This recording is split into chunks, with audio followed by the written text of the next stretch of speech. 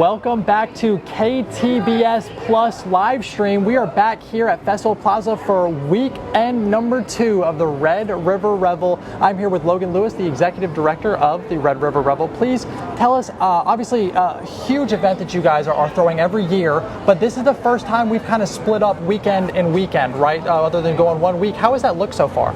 Well, you could see it in my face. Well rested, a couple of days in between, we were able to shift some of our strategies on things, get a little tighter on our operation and security, things like that. And we're super excited about the second weekend. It looks like it's going to be a great one. Obviously, we dial the weather in, right? So it's been really great to have a focused approach on 2 separate weekends. I feel like that's made our service better. It's made the overall festival operation better. That burnout hadn't quite been so bad, And I agree. As a viewer of the Red River Revel, I can also see it, what you're saying. Like when you have a break in between, it's almost like the bye weeks in football. Like you really get to, you get to rest a little bit and come back more prepared and obviously way more focused. And the people's faces out here are always so happy anyway. Yeah. So it's such a great thing. So, but you guys are making the second weekend a little bit different than the first weekend, right? With some different events or some things like that happening. What is to be expected coming this weekend? Yeah, so this Saturday we have a really big celebration around the drums. I know you and I did a whole thing in front of the drum wall the other day and talked about maybe starting a band. But this weekend is our big, the big blow up for the drums on the stage. It's right here beside the coffee bar, the depot stage. We have an amateur drum competition with 11 different drummers from across the region.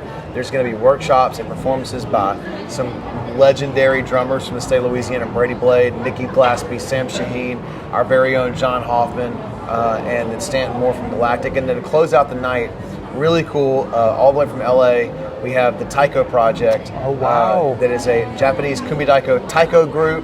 They're the only U.S.-based group to have won the Tokyo International Championships for taiko. Wow. So they're very good, very accomplished. I've seen some of their stuff at the Arts Ed program for 4th graders this week. It's going to be something like you've never seen before, may never see again. So obviously, like one thing that I'm noticing about this whole event is that you guys have stuff going on like all the time, whether it's something with the drums or you guys have music out here playing or it's stuff out here happening with the kids in the bouncy or whatever.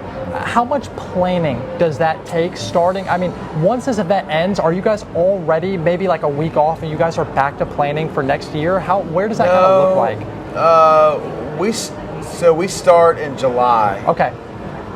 For the next year. Okay.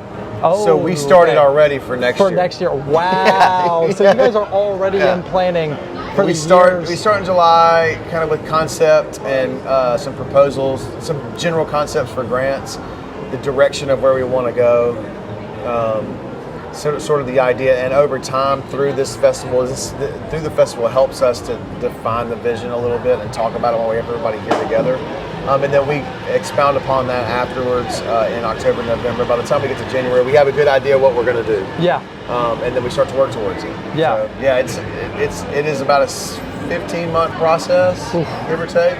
That's a lot. I mean, that's a lot to remember. Like that's a lot to like process first. Because like me getting into this news world as a starting reporter, like I plan out all of my live hits. Like we're here right now, and so like I'll plan maybe like 2 or 3 weeks, even like a month ahead sometimes for what I'm looking at, but planning 15 months ahead for an event. I mean, you guys next July will be planning for 2027.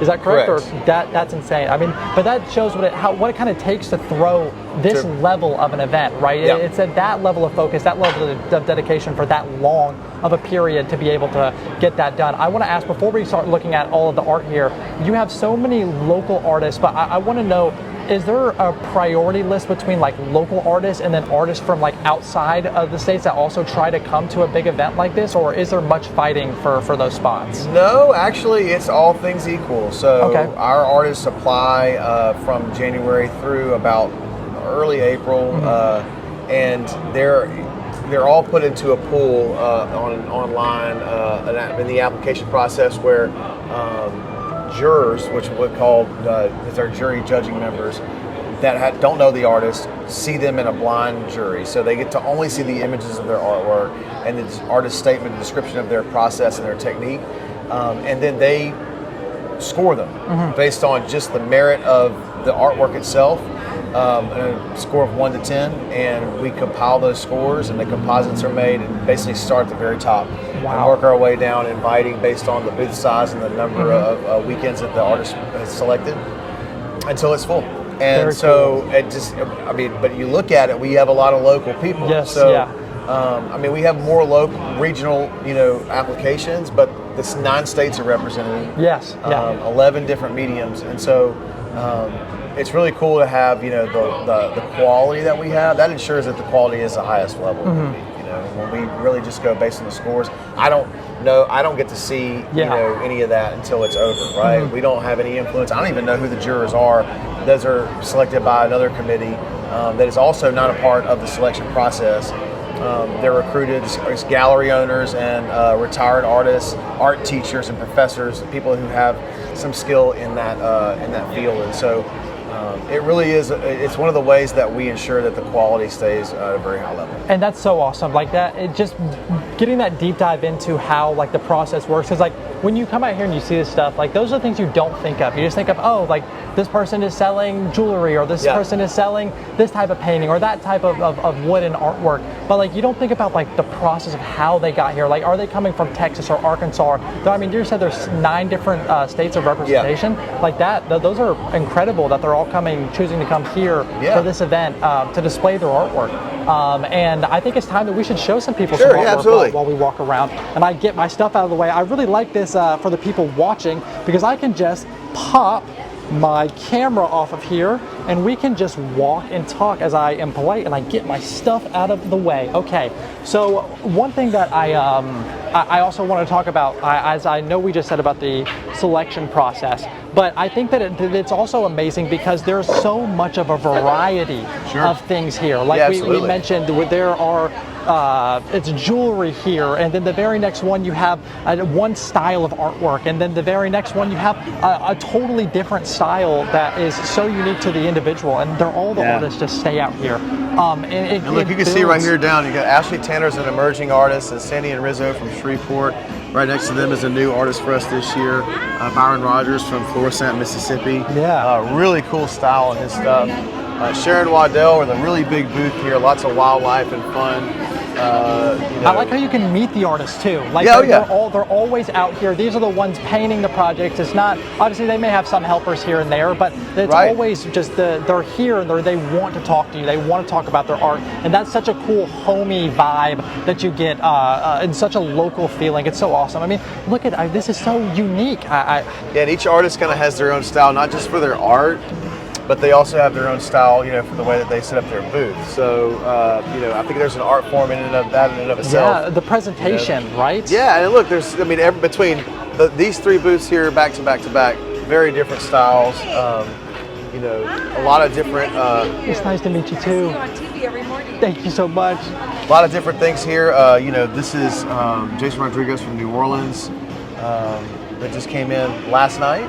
So we changed over too, because we had about 20 artists that swapped from last weekend to this weekend, and then the rest are all here for both weekends. Wow, so that's another thing, is that people that came for the first week need to come for the second week, because look, this is tie artwork. These are Versace ties that the artist has then made artwork out of. Just wow. That's inspired by the tie. Yeah. That's incredible. And like this is the cool stuff that you get for visiting the Revel. Little Halloween design here as we walk through, and look at the layering on this art. So that this is, like we said, everything's so different. Look at just how it pops right off that canvas. Just wow. I love it. I love it, I love it, I love it. So tell me, obviously weather is such a big thing, and I wonder how much of it goes into planning, whether or not, do you guys really account for weather at all because it's so random? Or is it just plan for a great day or a sunny day, and if something bad happens or the rain comes in, we'll plan accordingly when it happens? I think we like to take the approach that any and all tactics that we can use to ensure good weather, even up to prayer and voodoo and ritual, whatever it is, there's really no way you can plan for weather. So we're always operate on the thought that the the weather's going to be perfect, and we're not going to have to deal with it one way or the other. And if we do, we make the best of it. We've had rain days before. It certainly kills the crowd, but it doesn't kill the spirit, because there's always the other side of those rain days, which is typically, nice temperatures and clear skies. So, this is just a small sample we just walked through, and I would say maybe like not even a quarter of the art that's here. You can see it once and go through it again later and find something that you missed the first time. That's the beautiful thing about it too. And then of course you can come and sit down here in the coffee bar and get you a nice iced coffee, which I'm ready for one. Hey Ben, go ahead, get me one. It's about time. It's about time here at the Lion's Pride Coffee. Maybe you guys need to come visit. Yeah. As we end things off, I want to ask you, I mean, obviously this event is so popular and it's such a positive event, right? Yeah. I want to ask, what's your favorite part? Do you get to really go through and enjoy it as much because you're working it all the time? Like, where do you get that satisfaction? Is it just seeing the people have a good time as we walk through? Is it that? Definitely. I mean, one of the things that I really appreciate is the fact that I don't really have time for, online media, digital media that much. So I'm very social, but all of it is interpersonal, like face to face. Yeah. So that's very fulfilling because it's different than everyday life, right? But really that's probably most gratifying is that, we've talked about before, there's only 2 full-time staff members. We have contract marketing and a couple of contract people that are seasonal.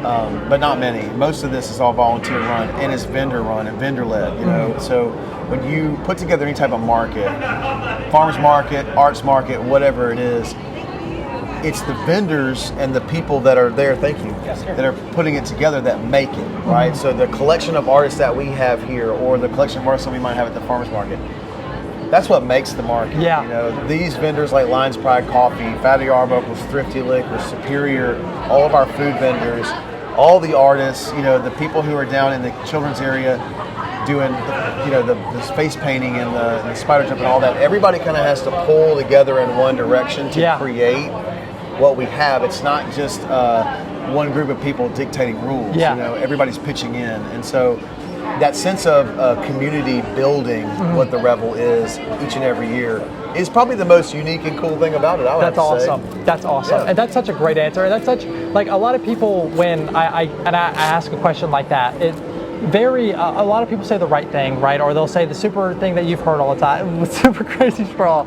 Obviously, everyone loves seeing other people happy, but hearing about the teamwork and hearing about all of the parts and seeing one final project come together, that truly is what it's about, and it's so awesome. And I thank you for joining me for the KTVS Plus live stream, and I hope you guys have enjoyed previewing weekend number 2 of the Red River Revel. We hope we see you guys out here. If you see us, say hi.